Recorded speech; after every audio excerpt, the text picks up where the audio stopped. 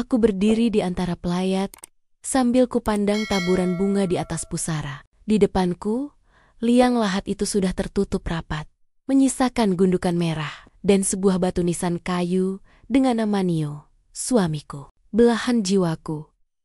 Tapi bukan hanya duka atas kepergiannya yang menyesakkan dadaku. Ada rasa sakit lain, menusuk dan memalukan, yang kurasakan setiap kali mataku menyapu dua kursi lipat kosong di deretan depan, tepat di sampingku. Kursi itu seharusnya diisi oleh Irma dan Wira, ibuku dan ayahku.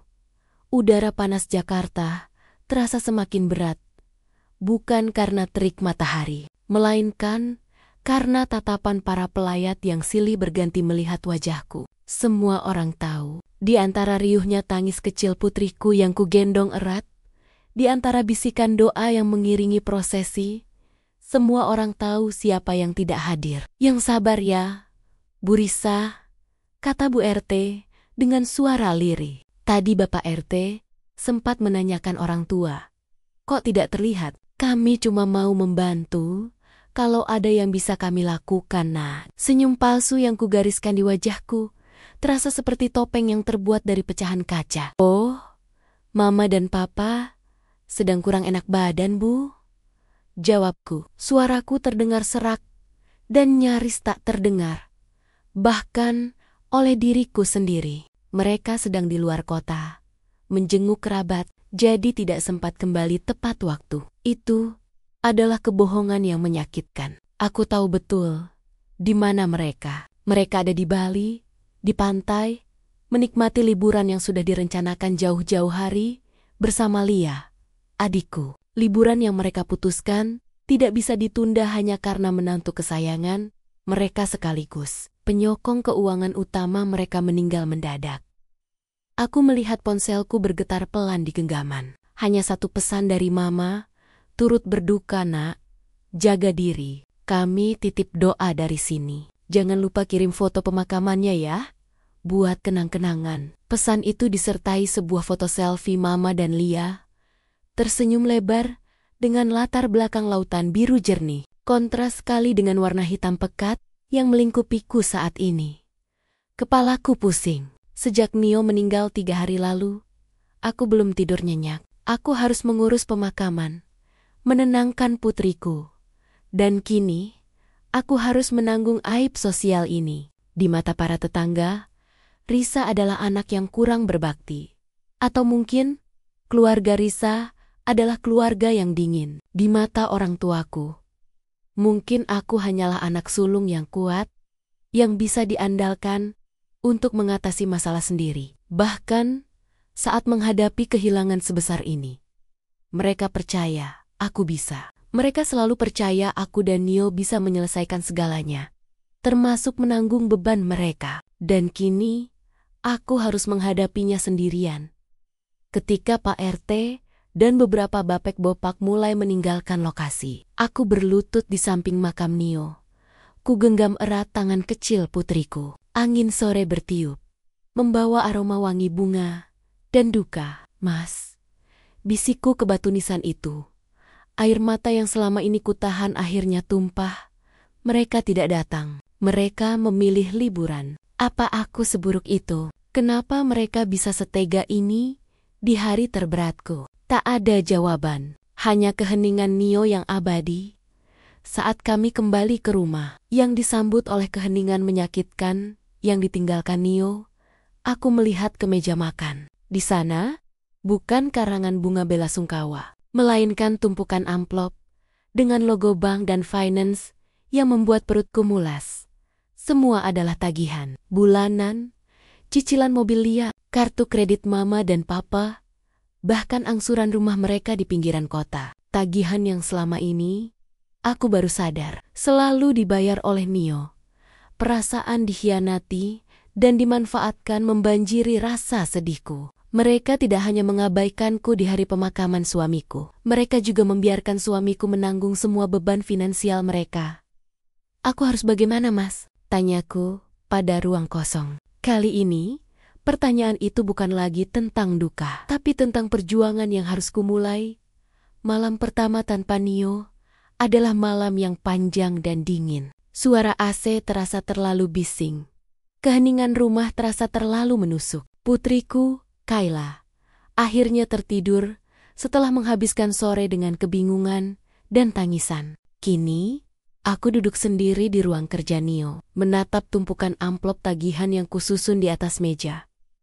Aku menarik napas panjang. Amplop-amplop itu bukan hanya kertas utang, melainkan simbol nyata dari pengabaian dan ketergantungan yang kualami. Di atas tumpukan itu, ada tagihan kartu kredit platinum milik Mama yang entah mengapa selalu berlimpah ruah, padahal penghasilannya sebagai ibu rumah tangga sudah lama berhenti. Ada cicilan mobil baru Lia, si bungsu kesayangan, yang selalu Nio bayar tepat waktu. Bahkan, ketika kami sendiri harus menahan diri untuk liburan. Aku ingat setiap kali aku mengeluh pada Nio tentang betapa lelahnya aku harus menjadi penengah konflik finansial mereka, dan betapa dinginnya sikap mereka terhadap kami. Sudahlah, Riz, kata Nio dulu, mengelus rambutku. Anggap saja ini amal. Aku hanya tidak ingin kamu stres melihat orang tuamu susah. Mereka sudah tua. Kini, anggapan amal itu terasa seperti beban yang membebani bahu dan jiwaku. Nio telah pergi, dan amal itu kini menjadi warisanku. Warisan berupa tanggung jawab yang seharusnya bukan milikku. Aku meraih ponsel yang kuletakkan di samping tumpukan tagihan. Aku membuka pesan dari Mama. Irma, foto selfie itu masih terpampang.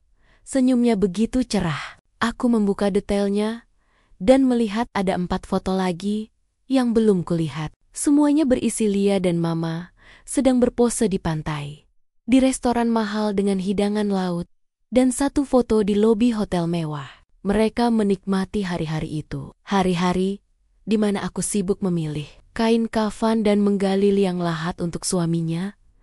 Jari-jariku gemetar saat mengetik balasan. Aku ingin mengirimkan rentetan kata-kata penuh amarah dan kekecewaan. Aku ingin menanyakan, apakah liburan kalian sepadan dengan martabat dan kebersamaan keluarga? Tapi aku menahannya. Aku sudah terlalu lelah untuk berdrama. Aku hanya membalas, terima kasih atas doanya. Papa dan Mama baik-baik saja di Bali, Ma. 3 menit kemudian, balasan masuk. Iya, Nak.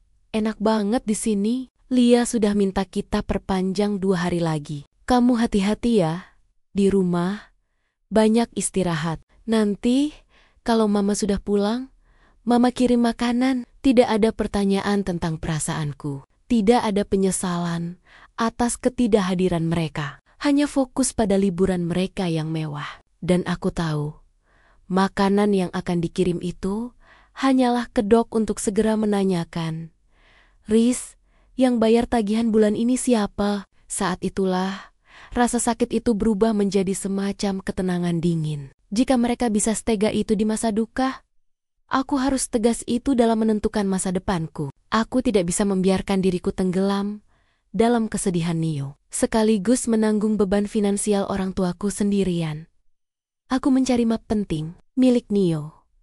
Aku harus mengecek keuangan kami. Aku melihat buku rekening utama. Ternyata Nio sudah melakukan transfer otomatis besar-besaran untuk tagihan-tagihan keluarga besarku yang jatuh tempo di awal bulan depan. Dia sudah mengurus segalanya, bahkan di saat terakhirnya.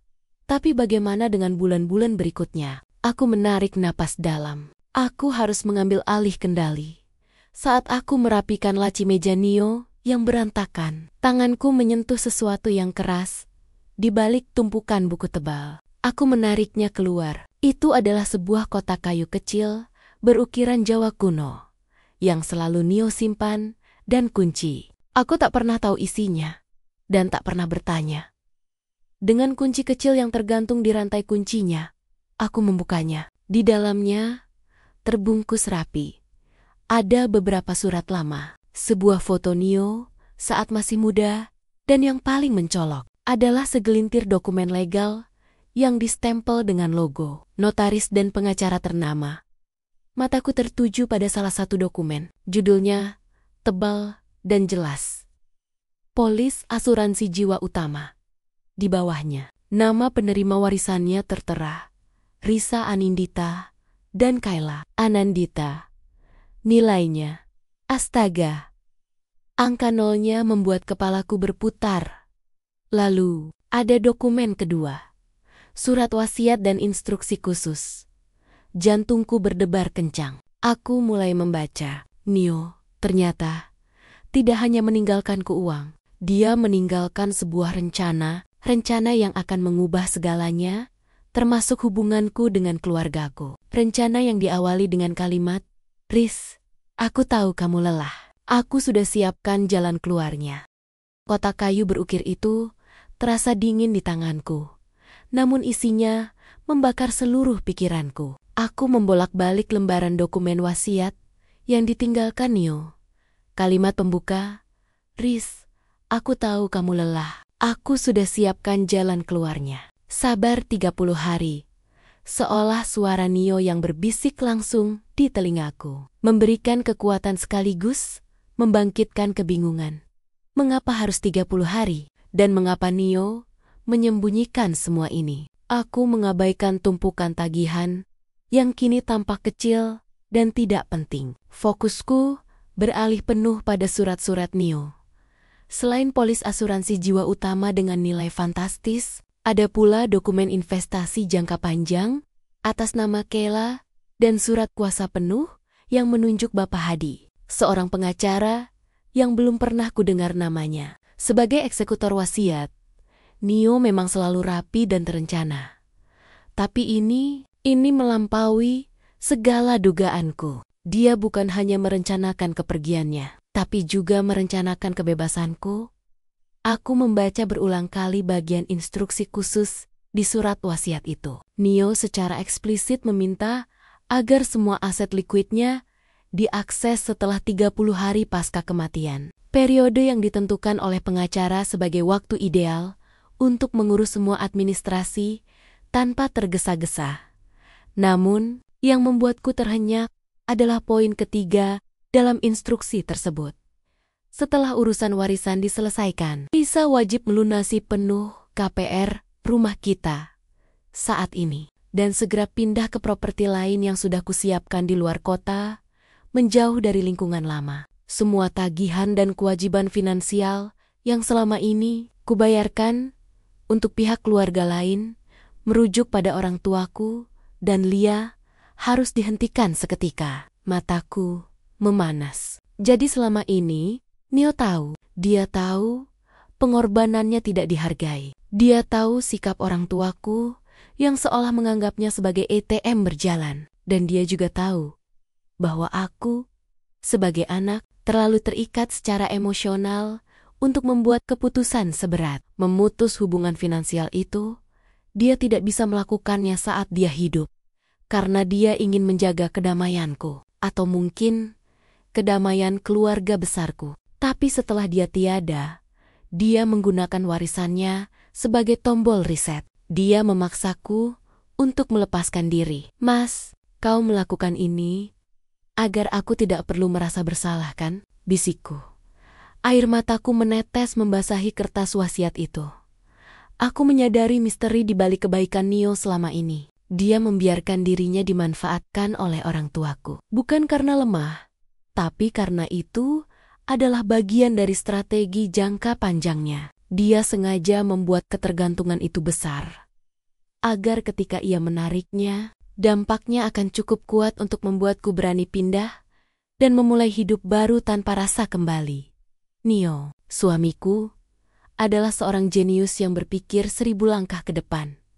Keesokan harinya, aku mulai membersihkan rumah. Bukan dengan duka, tetapi dengan tujuan baru. 30 hari. Aku punya waktu 30 hari untuk mempersiapkan diri secara mental.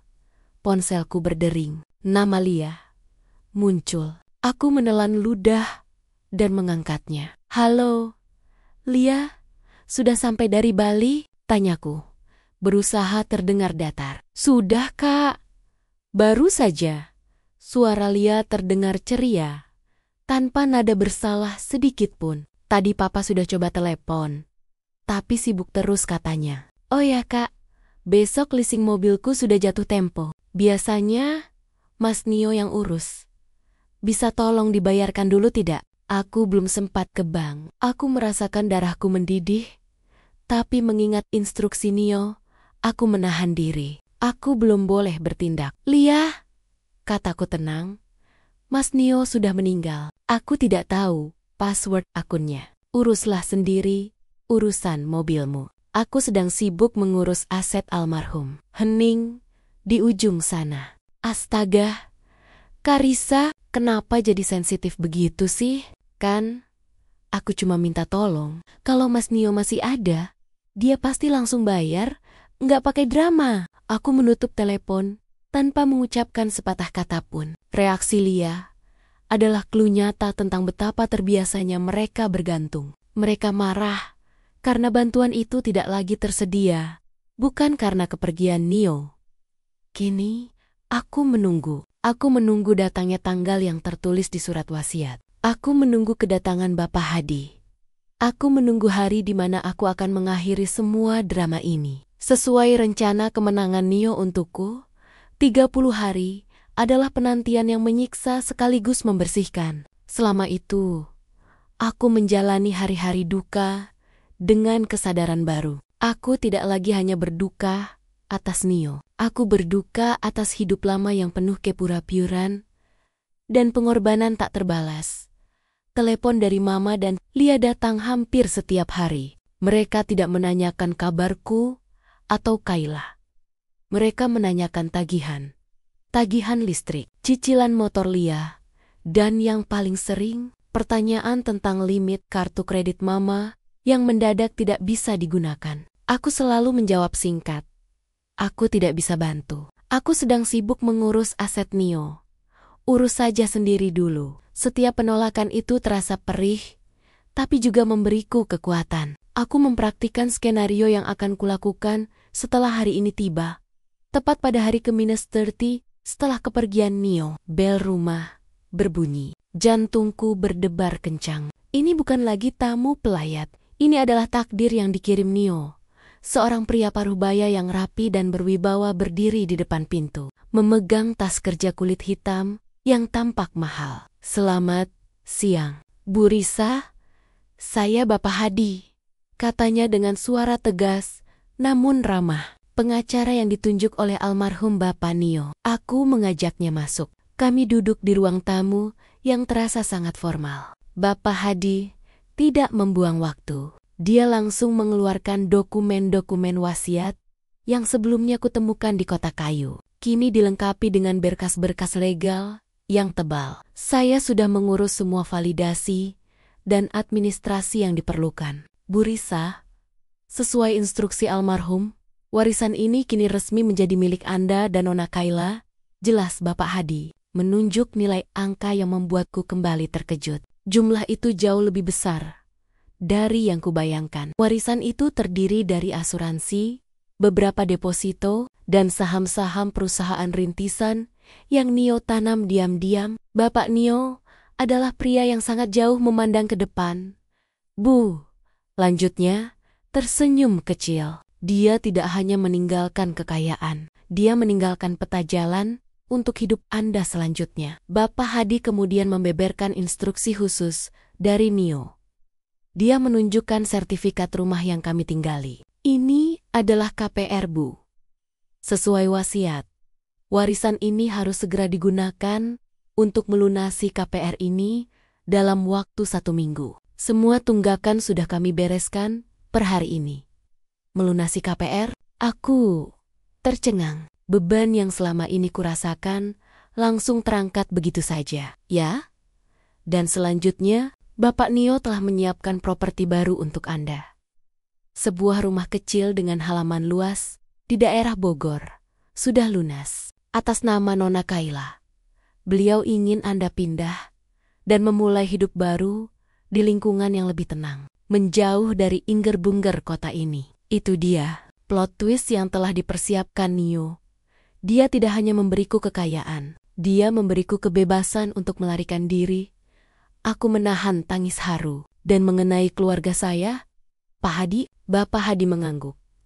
Ekspresinya berubah serius. Itu adalah poin terpenting. Almarhum secara eksplisit meminta, setelah pelunasan KPR, dan sebelum Anda pindah, semua transfer rutin, pembayaran tagihan, dan pinjaman untuk pihak keluarga lain termasuk orang tua, dan adik Anda harus dihentikan seketika. Tidak ada uang saku bulanan, tidak ada pembayaran kartu kredit. Semuanya putus. Aku menarik napas dalam-dalam. Inilah momennya. Pukulan cinta dari Nio. Dia memaksaku memutus tali yang selama ini mengikatku pada rasa bersalah dan kewajiban. Kapan saya harus memulainya, Pak? Tanyaku. Suaraku kini mantap. Sekarang, Bu Risa, sebelum ada yang mencurigai perubahan status keuangan Anda, Bapak Nio berpesan, bertindaklah cepat dan tanpa penyesalan. Setelah Bapak Hadi pergi, meninggalkan setumpuk dokumen yang terasa seperti tongkat estafet kekuasaan. Aku menatap kosong keluar jendela. Langit sudah mulai gelap. Namun perasaanku justru terang benderang. Aku tidak lagi merasa sebagai janda yang lemah dan berduka. Aku adalah pemegang kendali atas hidupku sendiri. Aku mengambil ponsel dan membuka aplikasi mobile banking dengan hati yang mantap. Aku membatalkan semua transfer otomatis yang ditujukan ke rekening orang tua dan Lia. Aku mengubah semua kata sandi. Lalu, aku mulai menulis pesan singkat. Keputusan telah diambil. Aku akan pindah. Aku akan memutus. Dan aku tidak akan menengok ke belakang. Malam itu, rumah terasa hening, tapi pikiranku riuh dengan gemuruh perencanaan. Instruksi Nio sudah jelas. Dan Bapak Hadi telah memberiku kuasa. Aku tidak lagi bertindak sebagai Risa yang penuh keraguan, tetapi sebagai eksekutor wasiat suamiku demi masa depan putriku. Langkah pertama adalah yang paling penting, mengamankan aset. Aku mentransfer dana warisan untuk melunasi penuh KPR rumah ini. Melihat saldo KPR 0, membuat hatiku lega. Itu adalah beban puluhan tahun yang kini terangkat. Rumah ini, yang dulunya terasa seperti sangkar emas yang menahan pengeluaran kami demi menanggung orang lain, kini sepenuhnya milikku. Namun, instruksi Nio berikutnya adalah yang paling sulit, sekaligus paling membebaskan. Aku membuka daftar tagihan bulanan yang selalu Nio bayar. Cicilan mobil Lia, pembayaran minimum kartu kredit Papa, iuran bulanan klub golf Mama, semuanya. Aku tahu, uangnya tidak seberapa dibandingkan total warisan. Tapi ini adalah simbol ketergantungan yang harus diputus. Ini adalah simbol bahwa mereka selalu menempatkan kenyamanan mereka di atas kebahagiaanku. Aku melakukan pembatalan, transfer otomatis, satu persatu. Saat aku menekan tombol konfirmasi untuk membatalkan pembayaran cicilan mobil Lia, jari-jariku sedikit gemetar. Aku tahu, Lia akan panik. Ia tidak punya tabungan. Ini adalah pemutusan yang dingin, tanpa kompromi. Persis seperti yang Nio instruksikan. Jika aku menghubunginya, aku pasti akan luluh. Setelah semua pembatalan selesai, aku menyiapkan satu pesan terakhir untuk dikirimkan ke grup keluarga kami, yang selama ini lebih sering berisi pesan promosi liburan, Lia, atau foto masakan Mama. Daripada kabar kami, aku menatap layar ponselku, mengetik dan menghapus beberapa kali, mencari kata-kata yang paling netral, namun final, kepada Papa, Mama, dan Lia. Per hari ini, aku tidak bisa lagi menanggung kewajiban finansial kalian. Semua transfer, rutin dan pembayaran tagihan bulanan yang selama ini diurus oleh Nio, sudah kuhentikan. Aku tidak memiliki akses penuh ke keuangannya, dan aku harus memprioritaskan diri dan Kayla. Aku sudah memutuskan untuk pindah rumah dan memulai hidup baru. Aku akan mengganti nomor ponselku setelah ini. Tolong uruslah segala kewajiban kalian sendiri. Terima kasih atas pengertiannya. Risa, aku membaca pesan itu sekali lagi. Tidak ada amarah, tidak ada tuduhan, hanya pernyataan fakta dan keputusan. Ini bukan permintaan, tapi pemberitahuan Dengan satu tarikan napas, aku menekan tombol kirim. Jantungku berdebar kencang. Dalam hitungan detik, notifikasi grup mulai bergetar liar. Mama Irma. Risa, apa maksudnya ini? Papa Wira. Risa, kamu gila. Kenapa kamu memutus kartu papa? Lia. Karisa, cicilan mobilku jatuh tempo besok. Kamu tega. Aku ditarik leasing. Kalau Mas Nio masih ada dia, tidak akan begini. Kata-kata Lia melukai, namun juga memperkuat keputusanku. Mereka menggunakan nama Nio sebagai tameng untuk kemarahan mereka karena kenyamanan mereka terganggu. Aku tersenyum miris. Justru karena Nio sudah tiada, Lia, bisikku pada ponsel. Aku bebas dari aturan tidak tertulismu. Aku mengunci ponsel, lalu mencabut kartu SIM-ku. Aku sudah membeli kartu baru, dengan nomor yang hanya akan kukirimkan kepada Bapak Hadi dan beberapa kerabat yang benar-benar peduli. Keesokan paginya, aku menelepon agen moving yang direkomendasikan Bapak Hadi. Aku memberikan tenggat waktu yang sangat singkat. Rumah ini harus kosong dalam 5 hari. Aku harus segera pergi sebelum mereka datang dan membuat drama. Aku menatap sekeliling rumah, yang kini hanya berisi kenangan manis Nio dan tawa Kayla.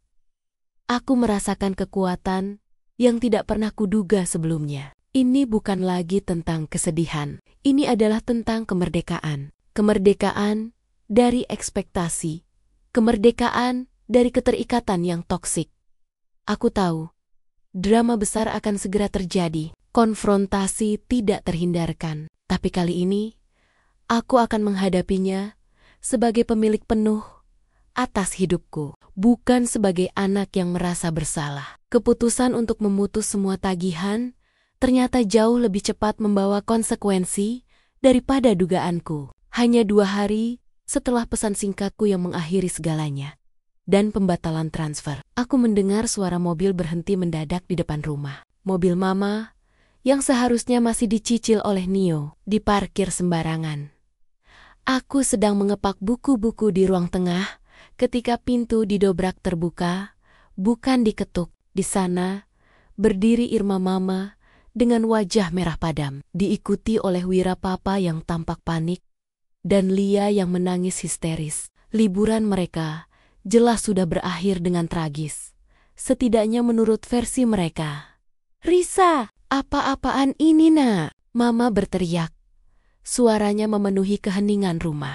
Kenapa kamu menghentikan transfer bulanan papa? Kartu kredit Mama diblokir. Malu. Tahu, Mama sedang membayar arisan di mall. Papa menimpali dengan nada mengancam.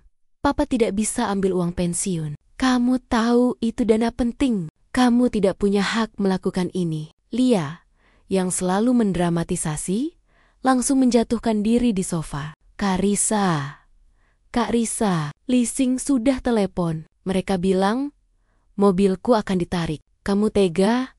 Aku harus naik angkot? Kalau Mas Nio masih hidup, dia tidak akan sejahat ini. Mendengar nama Nio lagi-lagi digunakan sebagai senjata untuk memaksaku tunduk, sebuah ketenangan dingin menjalari diriku. Aku meletakkan buku yang kupegang dan berjalan maju. Tidak lagi merasa terintimidasi. Aku sekarang adalah pemilik tunggal rumah ini.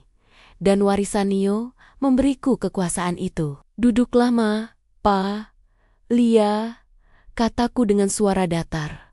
Tanpa sedikit pun kehangatan yang biasa kurangkai. Aku sudah bilang, aku tidak bisa lagi menanggung kewajiban kalian. Aku harus memprioritaskan diriku dan Kayla. Prioritaskan apa? Bentak Mama. Kamu dapat asuransi besar dari Nio kan? Kami ini, orang tuamu, kami adalah prioritas. Apa yang Nio ajarkan padamu? Sampai kamu durhaka begini? Nio mengajarkanku untuk berani. Jawabku tegas. Aku mengambil tumpukan tagihan yang kini sudah kurampingkan dan meletakkannya di meja. Kalian bilang aku durhaka. Tapi kalian tidak datang ke pemakaman suamiku. Kalian memilih Bali. Kalian bilang aku serakah. Tapi selama ini, kalian membiarkan Nio menantu, kalian membayar semua cicilan dan kebutuhan mewah kalian, termasuk cicilan mobil Lia ini. Lia langsung berdiri. Itu kan memang kewajiban. Mas Nio sayang sama aku. Sayang atau dimanfaatkan Lia? Aku menatap matanya tajam. Kalian bergantung padanya. Aku menemukan bakti-bakti transfer rutinnya. Kalian bahkan tidak pernah menanyakan bagaimana keuangan kami setelah ia menanggung utang kalian yang begitu besar. Kalian hanya peduli pada liburan dan gaya hidup kalian. Wajah papa yang awalnya marah, kini agak memucat. Dia tahu aku memegang kebenaran tentang keuangan mereka. Risa, dengar. Mama mencoba melembutkan suara, beralih ke mode ibu yang memohon. Kami melakukan itu karena kami pikir kamu mengerti. Kamu kan anak sulung yang paling kuat. Kami hanya butuh bantuan sementara sampai papa pensiun penuh. Bantuan sementara yang berlangsung selama 4 tahun? Aku menggelengkan kepala. Aku tidak akan lagi terjebak dalam rasa bersalah dan kewajiban palsu ini. Warisan Nio telah melunasi KPR rumah ini. Dan aku akan menjualnya. Aku dan Kayla akan pindah ke tempat yang baru, di mana kami bisa memulai hidup yang benar-benar mandiri. Bebas dari beang-beang, utang, dan tuntutan kalian. Pengumuman bahwa aku akan pindah dan menjual rumah ini membuat mereka terhenyak. Ini bukan hanya tentang uang. Ini tentang hilangnya basis operasi mereka di Jakarta. Dan hilangnya kemudahan untuk mendatangiku kapan saja. Kamu tidak bisa, teriak papa. Ini rumah keluarga. Kamu harusnya menjaga kami. Ini rumah yang KP Arnia baru saja kulunasi dengan uang Nio. Koreksiku. Dan kalian tidak datang untukku saat aku sendirian. Kalian datang karena uang kalian hilang. Jadi, pergilah. Aku harus mengepak barang. 5 hari lagi, rumah ini akan kosong. Aku berbalik, mengambil tas yang sudah setengah penuh. Konfrontasi ini sudah selesai. Aku telah menempatkan batasan. Dan batasan itu berbentuk keputusan finansial yang tidak bisa diganggu-gugat. Mama dan papa menatapku dengan kebencian dan kebingungan. Mereka menyadari, Risa yang mereka hadapi hari ini bukanlah Risa yang bisa mereka kendalikan lagi. Kamu akan menyesal. Risa, ancam mama. Aku tersenyum tipis. Aku menyesal satu hal, Ma. Menyesal karena tidak berani memutusnya sejak dulu. Tapi sekarang, tidak ada penyesalan lagi. Selamat tinggal, Ma. Pa Lia, mereka akhirnya pergi. Tidak dengan langkah kemenangan, tetapi dengan langkah kekalahan. Aku tahu, ini baru permulaan drama. Tapi aku sudah memenangkan pertempuran pertama. Keberanian untuk melepaskan. 5 hari adalah waktu yang singkat. Namun kami berhasil. Aku, Kayla, dan beberapa barang yang paling berharga dan syarat kenangan kini berada di mobil moving. Aku menoleh ke belakang. Saat mobil mulai bergerak meninggalkan rumah lama. Itu bukan hanya meninggalkan sebuah bangunan. Itu meninggalkan Risa yang dulu. Yang terikat pada rasa bersalah, rasa segan, dan harapan sia-sia. Aku mengganti nomor ponselku sesuai rencana. Aku hanya menyimpan kontak Bapak Hadi dan beberapa teman dekat Nio yang tulus. Orang tuaku, aku memutusnya sepenuhnya. Setidaknya untuk saat ini. Perjalanan ke Bogor terasa seperti perjalanan menuju kebebasan. Ketika kami sampai, aku tercengang. Properti baru yang disiapkan Nio bukanlah rumah kecil biasa. Itu adalah rumah bergaya cottage yang nyaman, dikelilingi taman yang rimbun dan asri. Udara di sini jauh lebih bersih, dan suasananya sangat tenang. Jauh dari hiruk-pikuk Jakarta yang pengap oleh drama keluarga. Lihat, Nak. Ini rumah kita yang baru, kataku pada Kayla, yang langsung berlarian gembira ke halaman. Melihat tawa polosnya, aku tahu keputusan ini adalah yang terbaik. Nio benar-benar telah merencanakan kedamaian kami.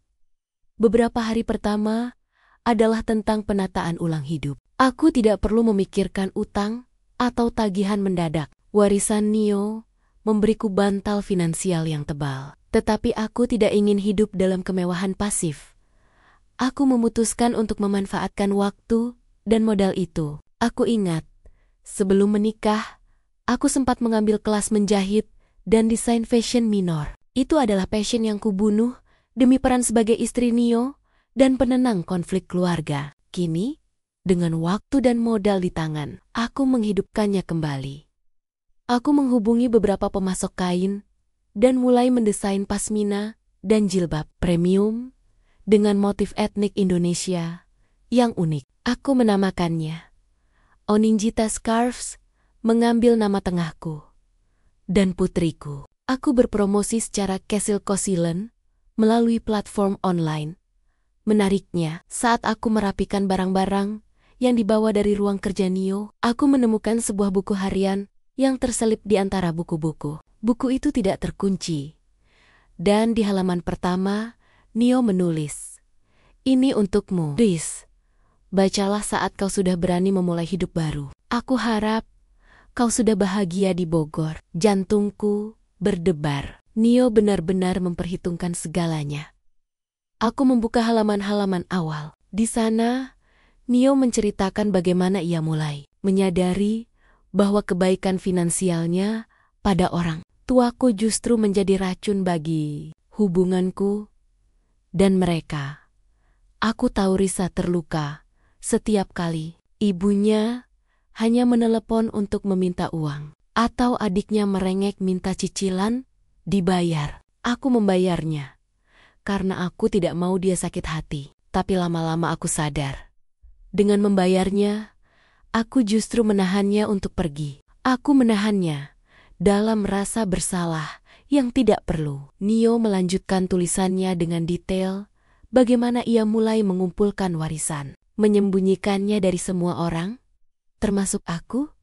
Aku tahu, Risa tidak akan pernah bisa memutus ikatan emosional itu. Tapi jika aku pergi, dan aku meninggalkannya dengan uang yang cukup, serta alasan yang kuat untuk pindah dan memutus total, yakni warisan dan instruksi wasiat dia, akan dipaksa untuk berdiri. Rasa sakit pengabaian di hari pemakamanku, digabung dengan hilangnya bantuan finansial mereka, akan menjadi tombol reset Risa.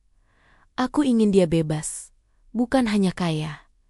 Air mataku jatuh. Nio tidak hanya mencintaiku. Dia adalah strategis emosional terhebatku. Dia tahu aku butuh dorongan keras yang tidak bisa kubantah. Dia tahu, tanpa rasa sakit itu, aku akan selalu kembali pada peran lamaku sebagai fixer keluarga kini. Semua misteri tentang kebaikan dan pengorbanan Nio terjawab. Dia tidak lemah. Dia sedang melakukan pengorbanan terakhirnya untuk memberiku kemerdekaan sejati. Dengan semangat baru, aku melanjutkan fokus pada Anindita Scarves. Warisan itu kini bukan sekadar uang tunai. Itu adalah peluang yang diberikan Nio untukku, agar aku bisa menjadi Risa yang kuat, yang mandiri secara finansial dan emosional. Aku harus membuktikan bahwa strategi Nio berhasil. Buku harian Nio menjadi jendela pribadiku ke dalam strategi rahasia suamiku. Setiap malam, setelah Kayla terlelap di kamar barunya, aku duduk di teras rumah baru kami di Bogor, ditemani udara sejuk dan suara jangkrik, membaca halaman demi halaman tulisan tangan Nio. Aku semakin tenggelam dalam penemuan yang mengejutkan. Nio bukan hanya suami yang penyayang, dia adalah strategis ulung yang telah merencanakan pembebasanku dari ikatan keluarga yang toksik di salah satu entry yang tertanggal 8 bulan. Lalu jauh sebelum dia sakit, Nio menuliskan kekecewaannya. Risa bilang padaku bahwa ia merasa sakit hati. Ibunya menelepon hanya untuk menanyakan transfer dana dan tidak sekalipun bertanya tentang hasil pemeriksaan kesehatannya yang baru. Aku melihat air matanya dan aku tahu selama aku hidup, Risa akan terus merasa wajib untuk berkorban demi kedamaian semu. Dia akan selalu mencari validasi dari mereka yang tidak akan pernah memberikannya. Aku menutup mataku, mengingat momen-momen itu. Nio selalu diam, menenangkan dengan pelukan. Lalu keesokan harinya, ia akan membayar semua tagihan itu. Aku selalu berpikir dia terlalu baik, terlalu mudah dimanfaatkan. Ternyata, Dia sedang memperbesar bom waktu. Nio melanjutkan. Aku sadar, aku tidak akan bisa mengubah mereka. Tapi aku bisa mengubah Risa. Aku harus meninggalkannya dengan dua hal. Warisan yang cukup untuk membuatnya mandiri. Dan alasan yang begitu menyakitkan, sehingga ia tidak akan pernah mau kembali. Dengan tidak hadirnya mereka di hari pemakaman, itu akan menjadi pukulan telak yang akhirnya membebaskan Risa dari rasa bersalahnya. Sebagai anak, aku terisak pelan. Jadi, pengabaian yang kualami di hari pemakaman Nio, yang kurasakan sebagai aib dan pengkhianatan, ternyata adalah bagian akhir dari rencana penyelamatan Nio untukku. Dia tahu persis bagaimana reaksi mereka dan bagaimana reaksi itu akan memicu keberanianku. Nio telah mengubah rasa sakit menjadi kekuatan. Dia mengubah pengkhianatan mereka menjadi keuntungan emosional bagiku. Mas, kau sungguh luar biasa, bisikku ke malam. Dengan pemahaman ini, semangatku untuk membangun Anindita Scarves membara. Aku tidak hanya berbisnis, aku sedang memvalidasi strategi Nio. Aku harus berhasil untuk membuktikan bahwa pengorbanan terakhirnya itu berharga. Aku mulai menggunakan modal warisan untuk berinvestasi pada pemasaran digital. Aku memperluas jangkauan produkku. Mengambil foto model dengan latar belakang alam Bogor yang indah. Aku fokus pada nilai estetika dan kualitas. Menargetkan pasar fashion muslim, kelas menengah ke atas, yang menghargai cerita dan keunikan produk lokal. Reaksi pasar sangat positif. Dalam waktu 6 bulan, Anindita Scarves berkembang pesat. Aku mempekerjakan beberapa ibu rumah tangga di lingkungan sekitar untuk membantuku menjahit dan packing. Aku tidak hanya mendapatkan kemandirian, aku juga menciptakan lapangan pekerjaan. Suatu sore, aku menerima email dari nomor tak dikenal. Setelah sempat ragu, aku membukanya. Itu dari Mama. Mama menulis dengan nada penuh keputusasaan. Mereka kini harus menjual aset demi membayar tunggakan kartu kredit yang membengkak karena bunga. Dan Papa harus mencari pekerjaan sampingan. Lia kehilangan mobilnya dan kini harus naik transportasi umum. Kami sekarang tahu betapa berharganya Nio, Nak. Tapi tolong, maafkan kami. Kami salah. Kirimkan saja kami sedikit uang untuk menyewa rumah yang lebih kecil. Tulisnya, jika dulu aku akan luluh, kini tidak. Buku harian Nio telah memberiku perisai emosional yang tak tertembus. Mereka tidak memintaku kembali karena rindu. Mereka memintaku kembali karena kebutuhan finansial. Aku menghapus email itu tanpa membalas. Kemenangan sejati Nio adalah ketika aku mampu melepaskan diri dari siklus itu. Bahkan ketika mereka memohon, aku tidak perlu berteriak atau berdebat. Kemenanganku adalah keheninganku. Aku memilih untuk fokus pada pertumbuhan bisnisku, karena disitulah balas dendam termanis itu berada. Membuktikan bahwa aku bisa bahagia dan sukses tanpa mereka, tanpa beban mereka. Waktu berjalan cepat bersama kesibukan. 1 tahun setelah kami pindah ke Bogor, Anindita Scarves telah melampaui ekspektasi. Dari bisnis online Castle Kashilan, aku kini memiliki tim penjahit lokal, gudang mini, dan akun media sosial yang diikuti ribuan pelanggan. Aku tidak lagi hanya ibu rumah tangga yang ditinggalkan. Aku adalah Risa, CEO dan Creative Director. Puncak dari perkembangan ini datang dalam bentuk sebuah surat elektronik resmi. Aku diundang untuk menjadi salah satu pembicara dalam acara National Entrepreneur Summit di Jakarta. Sebuah acara besar yang meliput kisah-kisah sukses wirausaha, terutama dari kalangan perempuan. Aku tahu ini adalah panggung yang disiapkan Nio. Secara tidak langsung, aku menerima undangan itu. Ini bukan hanya tentang bisnis. Ini adalah tentang kemenangan sosial yang elegan. Saat aku berdiri di panggung, megah di hadapan ratusan audiens dan sorotan kamera, aku merasakan kepercayaan diri yang belum pernah kumiliki. Aku menceritakan perjalanan karirku, tentang bagaimana aku memulai segalanya Setelah kehilangan yang tak terduga, banyak orang bertanya, bagaimana saya bisa membangun ini semua dalam waktu sesingkat ini. Apalagi sebagai single parent, kataku. Suaraku menggelegar di aula. Jawabannya sederhana.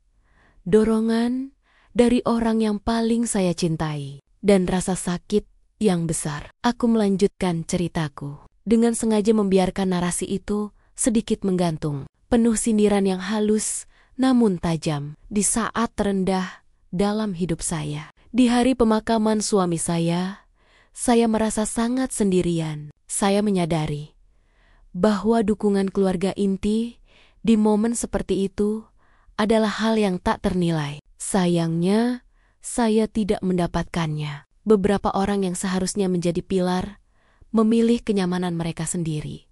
Memilih untuk berlibur daripada berada di sisi saya. Aku berhenti sejenak, membiarkan kalimat itu meresap. Mata kamera wartawan fokus padaku. Awalnya, saya hancur.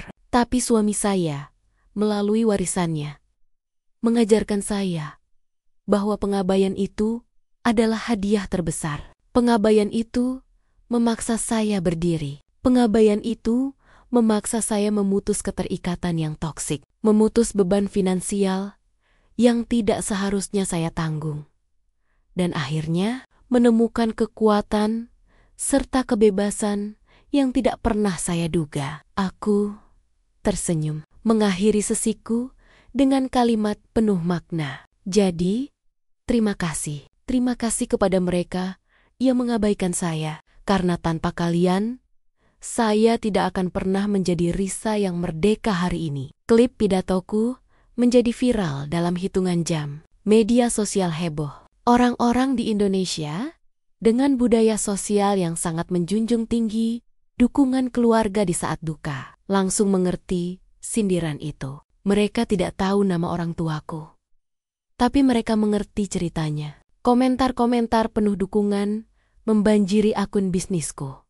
Beberapa hari setelahnya, aku mendapat direct message dari seorang kenalan lama Lia. Kak Risa, maaf mengganggu. Cuma mau kasih tahu, Mama dan Lia panik banget lihat klip kamu. Mereka dituduh tetangga dan saudara. Papa jadi malu di perkumpulan pensiunnya. Mereka bilang, kamu sengaja mempermalukan mereka. Aku membaca pesan itu di teras rumahku yang damai. Aku tidak perlu repot-repot membalasnya. Aku tidak perlu mengirim surat ancaman atau membalas dendam secara finansial. Balas dendamku sudah terwujud dalam bentuk pencapaianku. Dalam sorotan publik yang kini memposisikanku sebagai simbol kemandirian, dan mereka sebagai simbol pengabaian. Mereka telah memilih aib sosial dengan ketidakhadiran mereka di pemakaman Nio. Kini, aib itu berbalik menghantam mereka. Disiarkan ulang oleh media nasional. Aku tidak pernah menyebut nama, tapi kebenaran sosial itu lebih kuat dari sekadar rumor. Aku mematikan ponsel dan menghirup udara segar. Aku telah memenangkan pertempuran emosional dan sosial. Tapi satu hal yang belum teruji. Apakah aku benar-benar bisa memaafkan dan melangkah maju sepenuhnya jika mereka datang lagi? 2 tahun telah berlalu sejak kami pindah ke Bogor. Anindita Scarves kini memiliki butik pertamanya di Jakarta Selatan. Aku, Risa, bukan lagi wanita yang berduka di hari pemakaman suaminya. Aku adalah pemilik bisnis yang sukses. Seorang ibu tunggal yang tangguh. Dan yang terpenting, wanita yang merdeka. Kemenangan yang kuraih di panggung kewirausahaan telah memberikan dampak. Aku tidak hanya mendapatkan pelanggan baru, tapi juga martabat yang dulu dirampas dariku. Keluargaku, mereka menghilang dari hidupku. Tidak berani mendekat, karena takut akan sorotan sosial yang telah kupicu. Suatu pagi yang cerah, saat aku sedang bersantai di teras dengan secangkir kopi hangat, aku melihat sebuah taksi berhenti di depan gerbang. Seorang wanita turun. Rambutnya diikat rapi, pakaiannya sederhana, dan bahunya terlihat sedikit merosot. Itu Irma, mamaku. Jantungku tidak berdebar panik, melainkan dengan ketenangan yang aneh. Aku tidak memanggil satpam. Aku hanya mengangguk padanya, mempersilakan ia masuk. Mama berjalan perlahan ke arah teras. Ini pertama kalinya dia melihat rumah baru ini. Matanya mengamati taman, lalu beralih ke wajahku. Tidak ada lagi raut muka yang menuntut atau marah. Hanya terlihat kelelahan dan mungkin penyesalan. Risa, suaranya serak. Bolehkah Mama duduk sebentar? Aku menarik kursi. Silakan, Ma. Mau kopi? Tidak usah, Nah.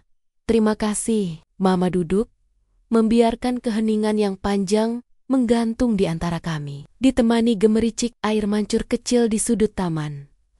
Akhirnya, Mama mulai bicara. Mama tahu, Mama melakukan kesalahan besar. Bukan hanya tidak datang saat Nio meninggal, tapi karena Mama, Papa dan Lia telah memanfaatkan kebaikan kalian. Kami terlalu terbiasa dan menganggapnya sebagai hak. Kami tidak melihat betapa lelahnya kamu dan betapa hancurnya hatimu. Mama menunduk. Kami kehilangan banyak, Risa. Bukan hanya uang, tapi kami kehilangan martabat. Kami sadar Nio pergi dan mengambil semua kenyamanan kami. Tapi di saat yang sama, ia memberimu semua yang kamu butuhkan. Ia memberimu keberanian. Mama tidak datang ke sini untuk meminta uang.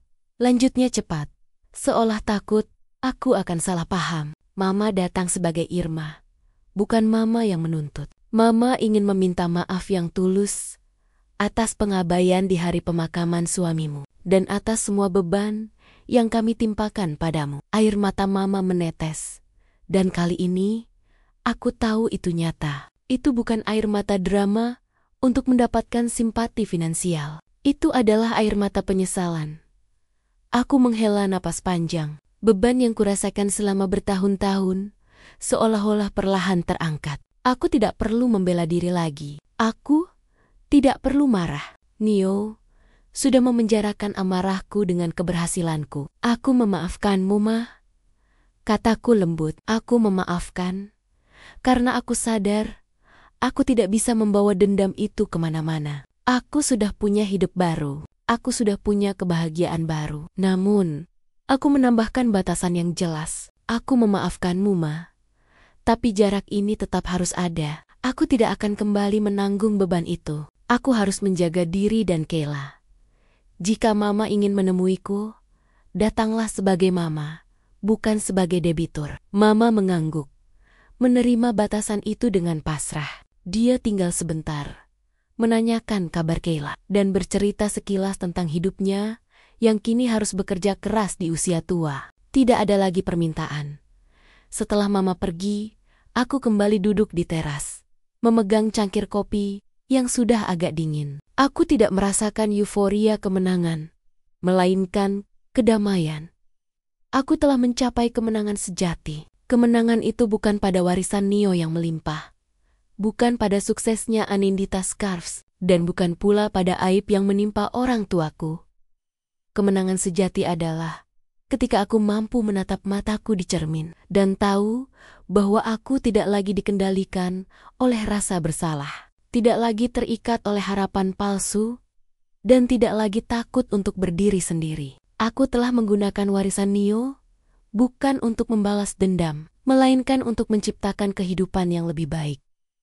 Nio telah memberikan warisan terbaiknya, kebebasan untuk memilih jalanku sendiri, dan kini aku memilih kedamaian. Aku tersenyum, menyesap kopi. Akhirnya, aku bebas.